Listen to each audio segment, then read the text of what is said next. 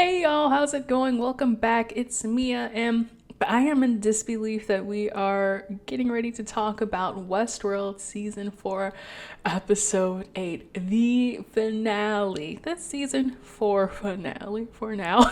But wow, yeah, just finished watching the episode right as it went off in real time, finally.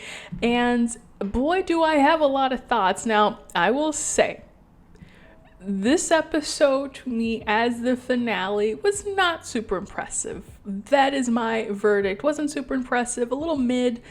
It wasn't the best, but also wasn't the worst. I think specifically most of the episodes that we had seen up until this point were a lot stronger. Maybe aside from the Caleb episode, which would be, maybe I would rank that a little bit below this finale episode. So let's just dive into the discussion because there is a lot to talk about, and I'm going to begin at the end because, hey, the key to this whole puzzle, this whole maze, was Dolores, and we finally get this payoff at the end, you know, kind of about all of our questions and this whole big thing about the Christina story and this big WTF is going on. And I guess I'll say it's quite interesting. You remember the last time I was wondering, like, okay, so we're coming to this conclusion that Christina is not really in the real world. She's in a simulation. So is she a virus?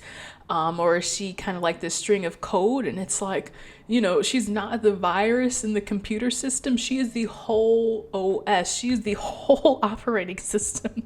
And we saw this as Hale was, you know, stomping out the city, trying to get to the bottom of it. And then lo and behold, Dolores's Pearl was at the center of the city running everything. And I'm assuming she was using Dolores as the OS for basically her entire operation here. So we mostly only saw New York City, but we did hear Hale say that she was shutting down the cities, plural. So I guess Dolores was just running all of it, man. Who needs Mac and Windows when you've got Dolores OS? And then a really big thing was Dolores coming to this realization that basically she was the person who had planted all of these clues. She was the person who, you know, set all of these things up that we were scratching our heads about. And, you know, it was basically like she got to the center of the maze again, this whole awareness of who you are and what you're here for. So she figured it out. But I just had a really big problem with that as I was thinking about it more. Well, really, as I was watching the whole thing, I was just sitting there like, you know, where you have a problem and you can't quite put words to it. It just didn't feel right. It just didn't feel necessarily satisfying until I took the time out to like specifically write it through. So my problem was, in the first place, was that it just seemed weird that Dolores had set that whole thing up for herself in the first place. And I guess, hear me out, because why would she set something up for herself if she had already known what was going on in the first place, right? I shouldn't even divert from the script here because it's like I need to read aloud what I was thinking. So I wrote, you know, she was her own brain, but she didn't realize that her brain was being used as a supercomputer, but also she did know that her brain was being used as a supercomputer. So it was kind of like, what's the point? Now, as I thought about it, I came up with some thoughts here. So one, though, I thought there could have been a justification for this if they had kind of inserted it like, oh, well, maybe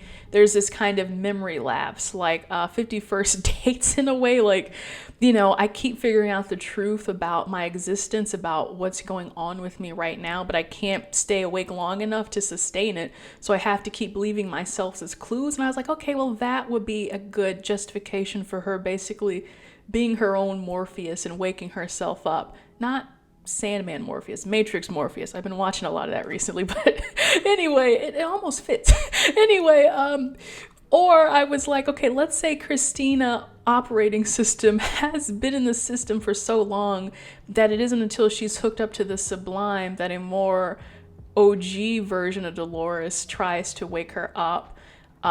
So basically, right, like the Pearl Dolores is so used to being a computer and so used to being the operating system for Hale's AI that it isn't until she's hooked back up into the Sublime that it takes would there be another version of herself? Anyway, just positing here, it would take an external version of Dolores to be like, hey, Dolores, wake up, I don't like this, let's find out something to do.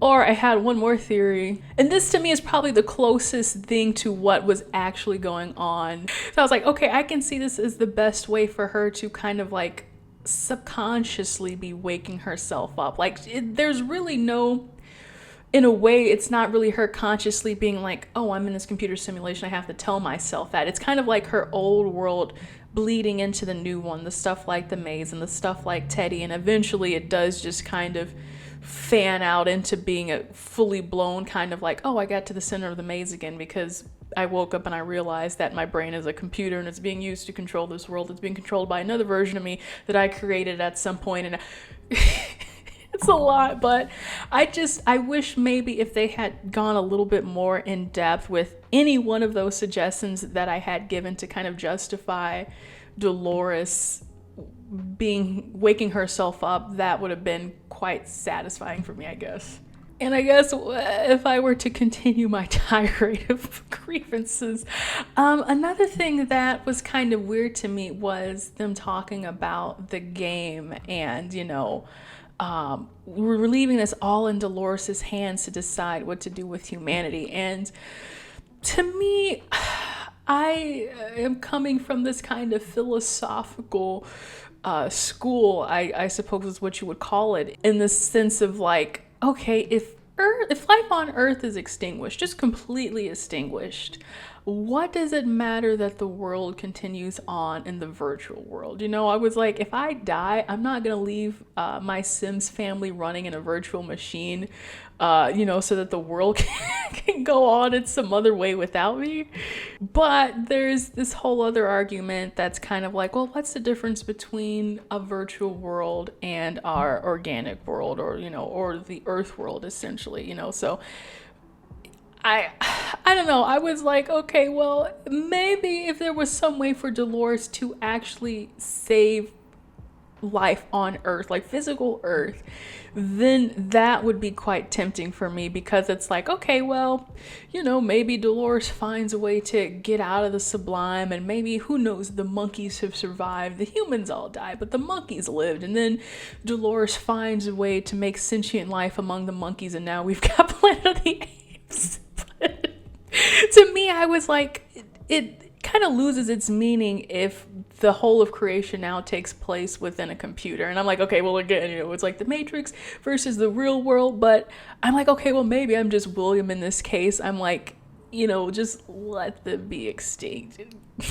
And then going off of that, it was just really weird to me where they were like just putting up this kind of energy of like, or vibe that the stakes are really high and it's all up to Dolores, and are we really going to let her finally take over and run her own version of life? And I'm like, again, because we're talking about a virtual world, to me it doesn't seem like there's a lot to save here. It doesn't seem like the stakes are high, because already the hosts living in the sublime have been creating a world of their own all this time anyways. So when you pass the reins over to Dolores, it's basically like Dolores playtime. She can just keep creating and destroying life at her own will. And to me, I'm like, again, it seems kind of pointless if it's all virtual, unless, I don't know, there's another way where Dolores can learn how to clone humans or something, and now she's brought life back to humanity. I don't know, it seems like a huge stretch, but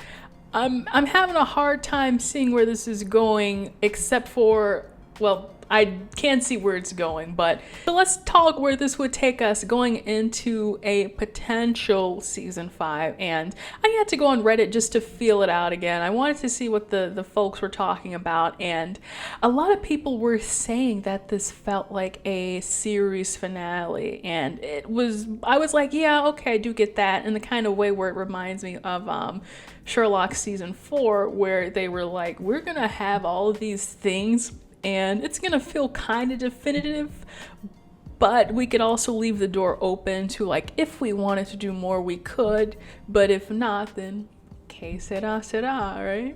So as far as this, what I do like is that there's potential to, or, going back to Westworld. I think that's kind of exciting. We've all been excited for the parks, right? That's really the kind of foundation of the show. And so now I'm wondering, since Dolores has chosen basically Westworld, quote unquote, as her setting, is it like she's coming back in 100% mode? Like when you finish the game, you've got all the upgrades and stuff, and now you can come back and do it a little differently. And I'm wondering, is she basically going to restart the whole thing from scratch in a way where we're back at the events of season 1 and we've got the whole thing with hosts versus humans?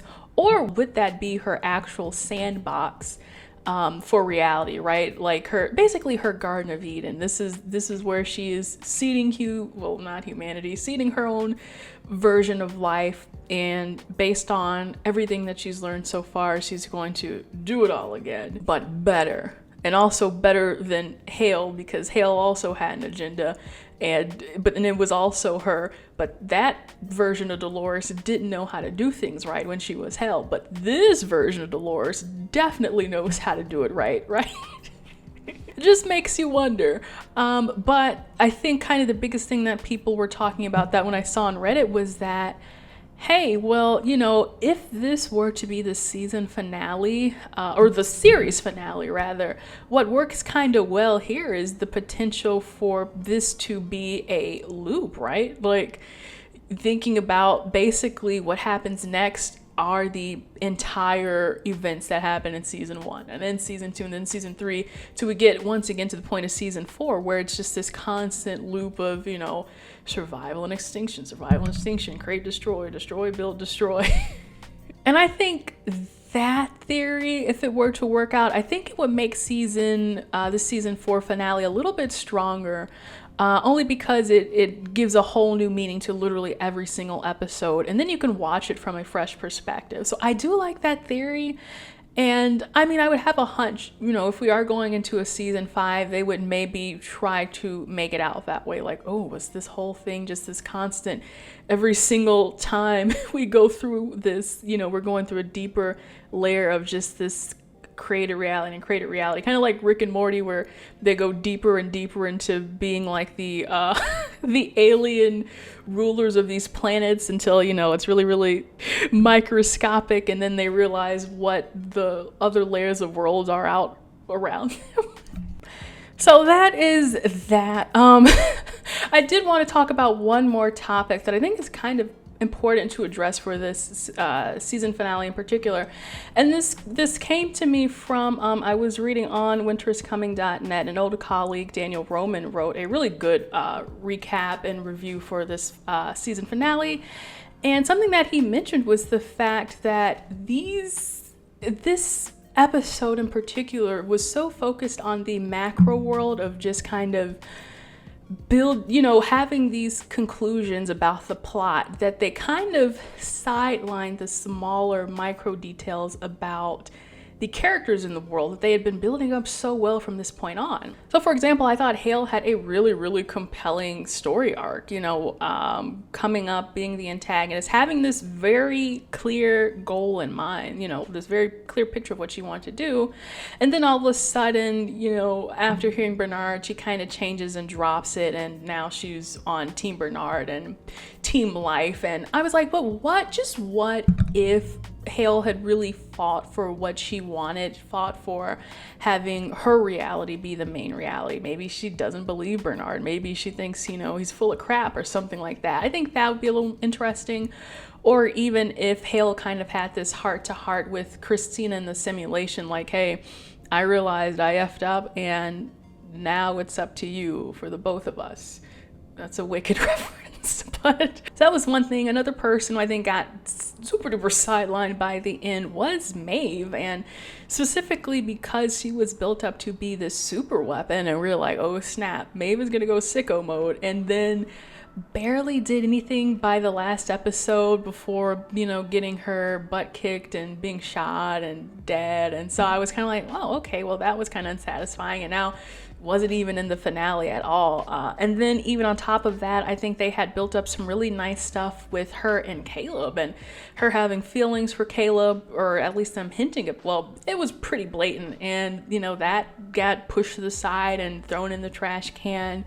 Caleb Frankie stuff, I told you I didn't really care about that. I thought it was kind of the weakest plot out of all the kind of characters. So even the scenes with them kind of fell flat for me, maybe up until the very end where he's leaving her at the dock, and I'm like, she didn't realize that he's not fully human. But I think the saving grace for that was Aaron Paul's acting, so I have to give it up to him.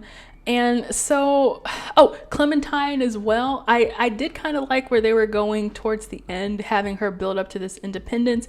I think Clementine spoke more lines than she ever has in the entire series. Maybe not, but it was nice to see her kind of getting that main character energy again. And I was excited, like, oh, is she gonna like go meet the surviving humans and she's gonna be like a ruler of the outliers in season 5? And then she died. So yeah.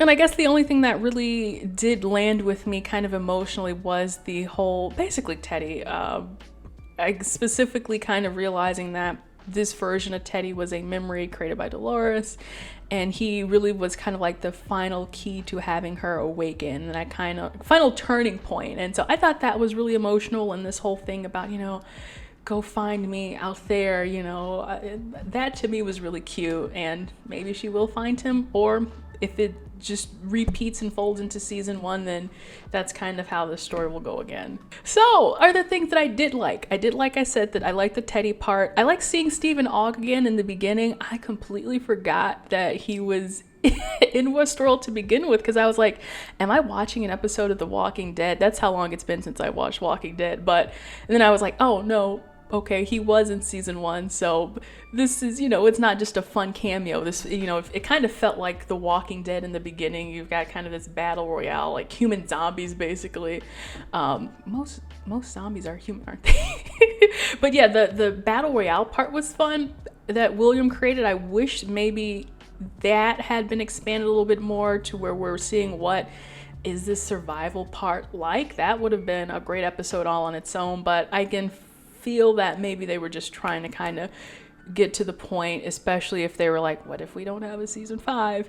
And the Hale exoskeleton, that was kind of cool, her sitting out there and taking, opening up like Five Nights at Freddy's and taking her pearl out and crushing it. That was quite interesting.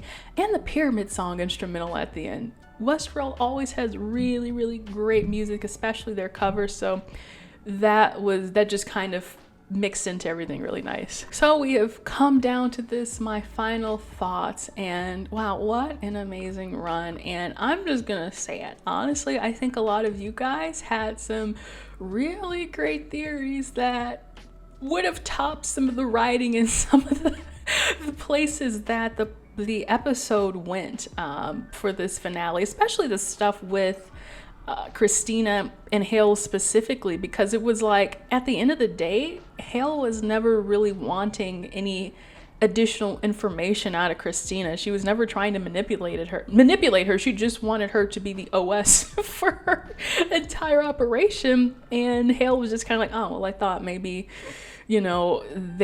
people can open up the Sublime from the inside. You can do it, And I'm like, can they? I guess. Like, what do you have to like listen to Running Up That Hill, you put on your music and now all of a sudden you're safe from the Sublime. I don't know how, yeah, maybe somebody one day would have gotten tired of and been like, okay, let's get out of here, but that was kind of dumb to me. So I like you guys' ideas a lot better. I think you guys had some really fun theories, and it would have been awesome if they had worked out because they were amazing. So I think that is enough from me. I am going to wrap it up here, and goes without saying, would love to hear your thoughts in the comments about this finale, about the season as a whole. I may or may not do one more video about the whole of season 4, so we'll see. But if not, dump all your thoughts here just so we've got one final resting place for that. And hey, I will continue reviewing more awesome TV She-Hulk is coming up next, so you know I'm gonna be right on top of that. I think that's gonna be an exciting series. So I really do hope you guys stick around. If you enjoyed my discussions about Westworld, please definitely stick around for She-Hulk and maybe some of the other stuff that I'll be talking about, like Andor, and I'm still not decided on House of the Dragon. Maybe. I definitely will be watching it, so we'll see if I decide to discuss it. But otherwise, if you enjoyed this video, please leave a like, please subscribe for more so that we can stick around and stay for more discussions, and I'll see you guys in the next video. Bye.